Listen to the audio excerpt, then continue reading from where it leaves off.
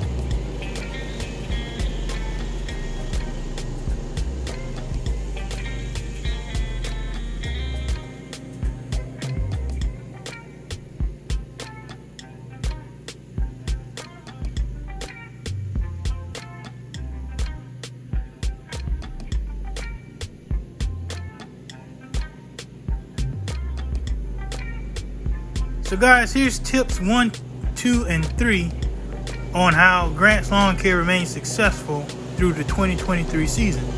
Tip number 1, the grass season in my area typically starts around mid to late March. It all depends on how fast the grass sustaining warmth and rain comes into the play. Usually, like I said, by at least the second or third week of April, pretty much you're rocking and rolling here.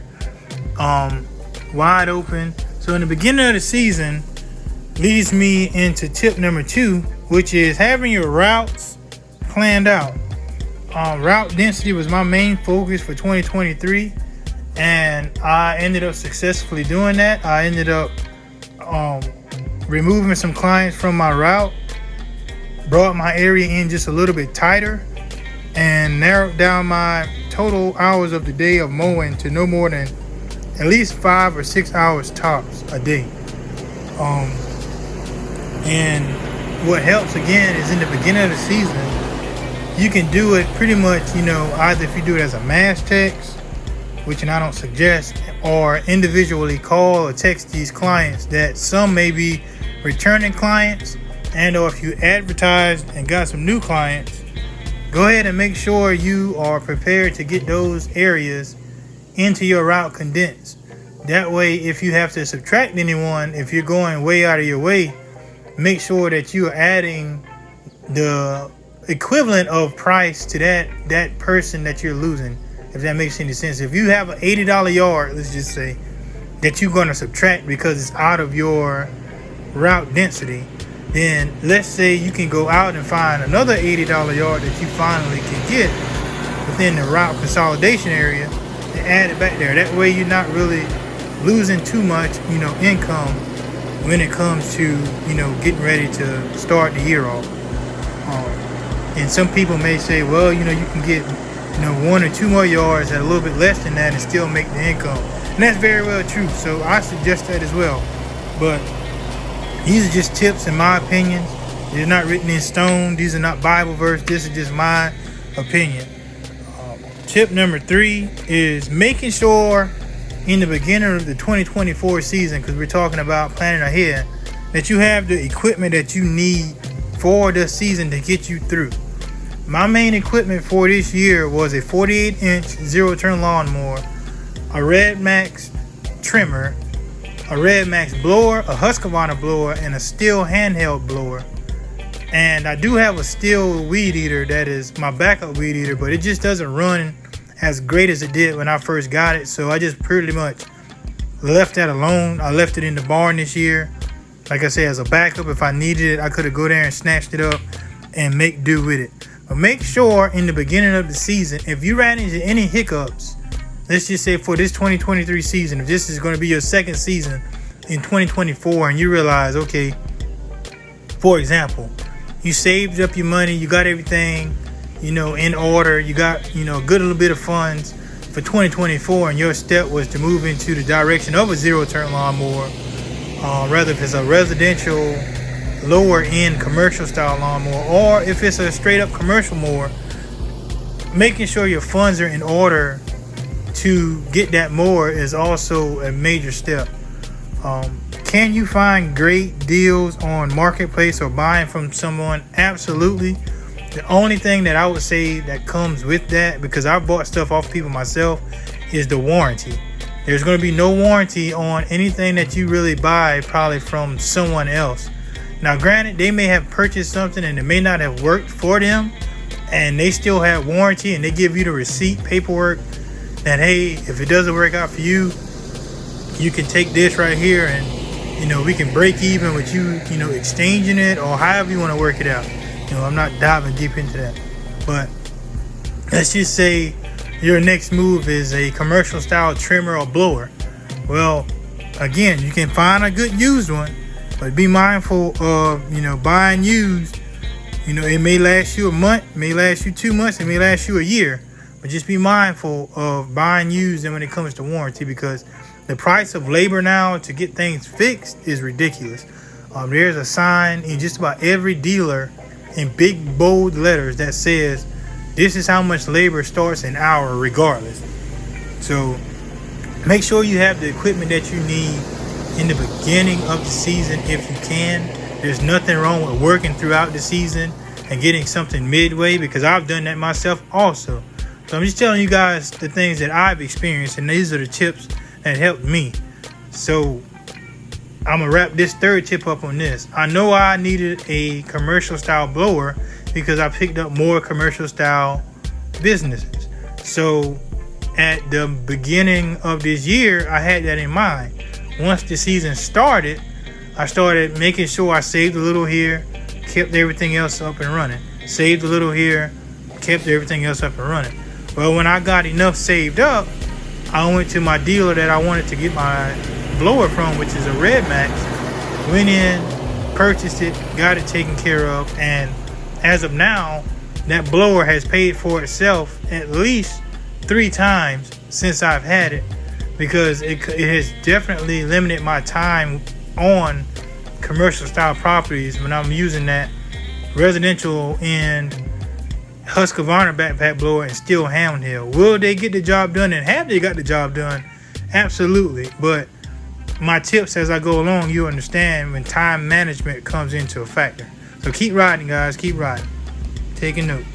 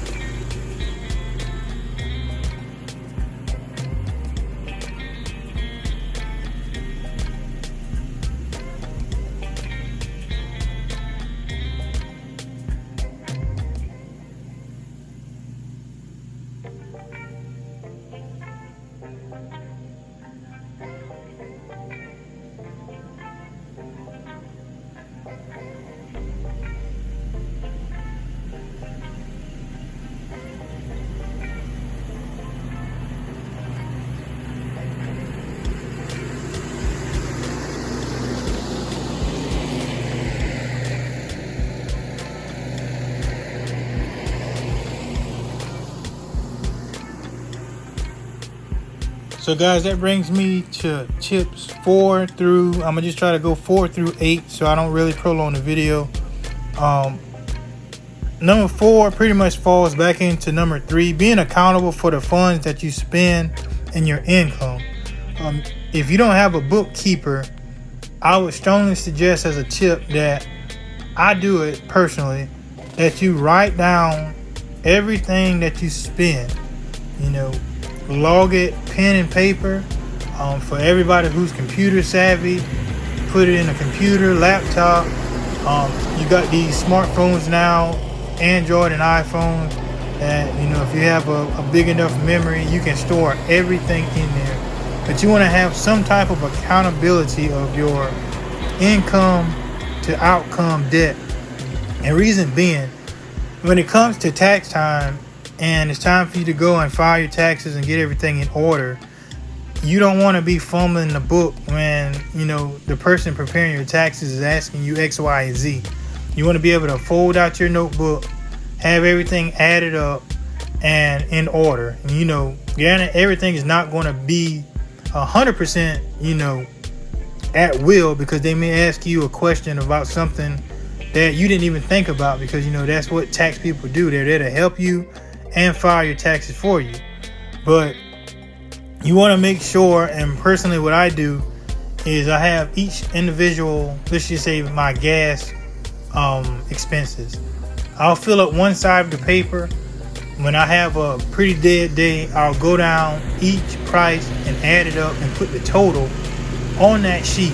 You know, if, let's just say I spent $2,000 in gas on the month of, let's just say, August. $2,000 cash after I've added up all my, you know, stops to the gas station. I'll write that big number on the side of the paper.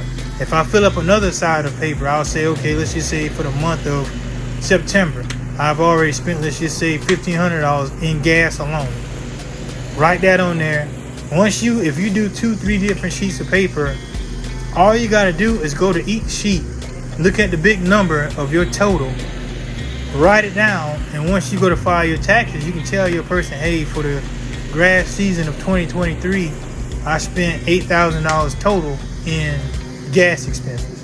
So making sure you have some type of order when it comes to bookkeeping definitely will help you out when tax season comes. Number 5 falls into number 4, networking.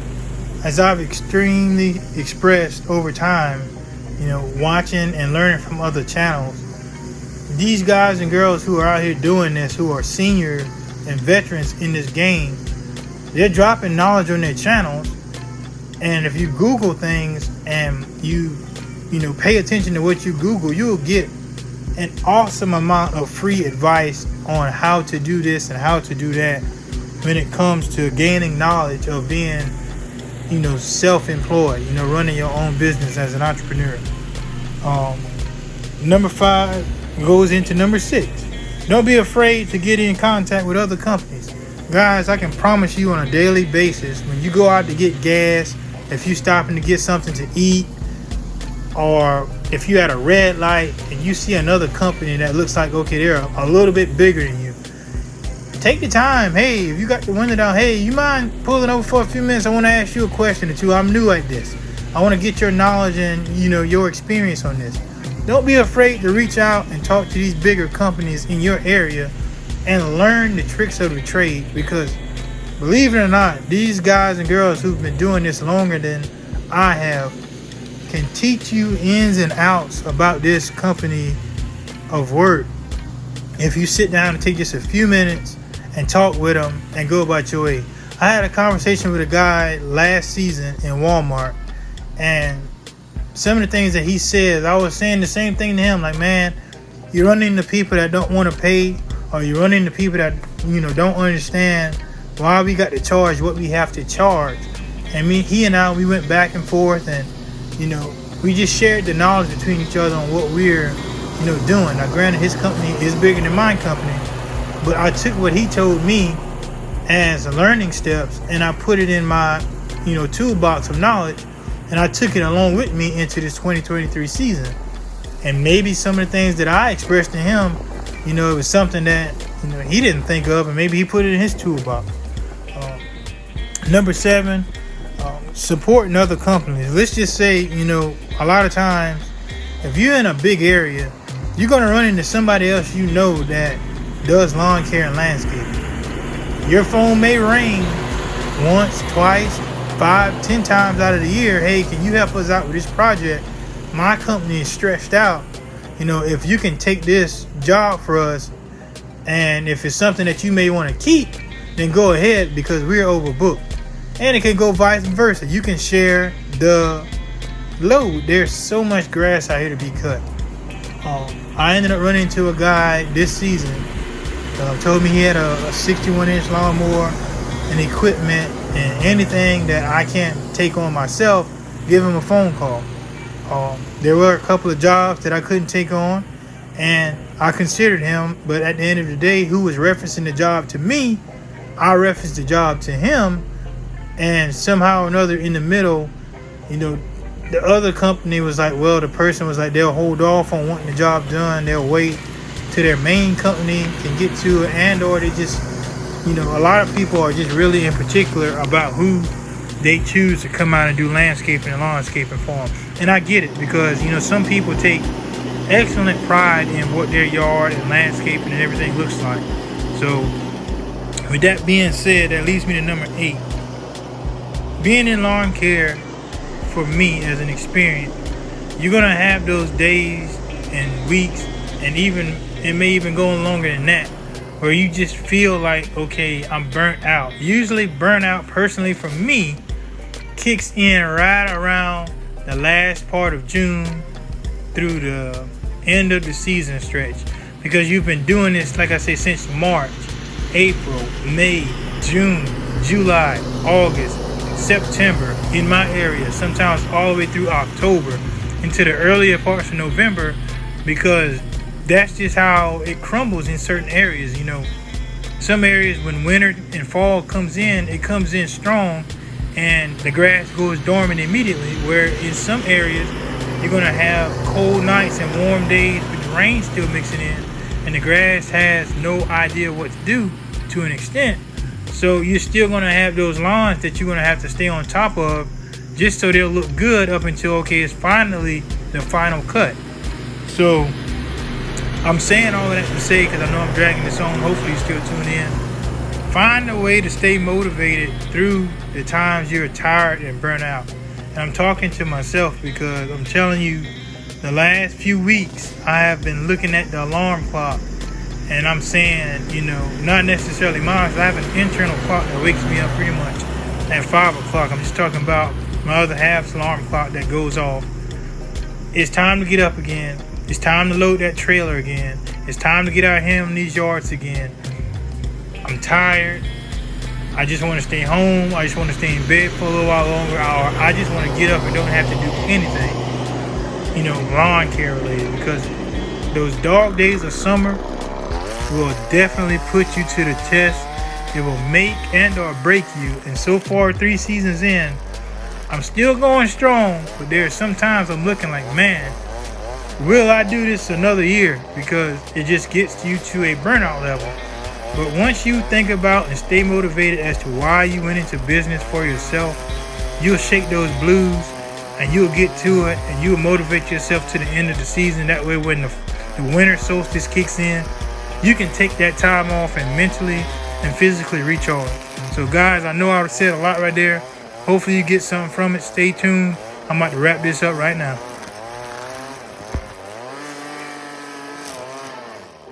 Guys, the last few things I want to say, and I'm wrapping this video up, is make sure when you're going out practicing your craft, each time you go to a yard, practice something different. You may have watched something on YouTube and it taught you a different way of edging, trimming, blowing, or even mowing.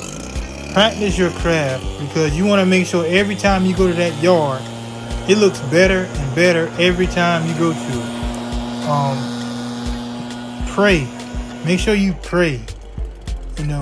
This is like I said a few seconds ago, this is an extremely, mind-boggling task being an entrepreneur, because if you came from working for an office or a company, you're working for yourself and you're having to carry a lot more load than the average person. When, like I said, it comes to bookkeeping and making sure all your paperwork and everything is in order. On the overwhelming times, just pray, ask for strength, and push yourself to get through this stuff, guys and girls. And the last thing I want to say is enjoy life. Enjoy every single day you're up. Even though bad days are going to come, you're going to have good days as well. As Steve Harvey has said in one of his quotes, and I'm going to wrap it up with this: your track record for getting over bad days is 100%. Yesterday could have been the absolute worst day of your life, and you made it to a new day. And granted, the memories of that bad day are going to linger on, and even some of the events may linger on, but you made it. And that goes for us in lawn care. You may have blowouts on your tires, you may have breakdowns in your equipment, and you may have just, outright bad luck when you walk out the door trying to get a morning started, to get your route started. But try to enjoy every day, and I promise you that will get you a successful business in lawn care, on my opinion, a point of view of learning. So guys and girls, I'm out of here. Yeah, there's no picture here at the end, but rock on, stay safe. We're in the 4th quarter of the season for some of us, and I'm out of here. Peace.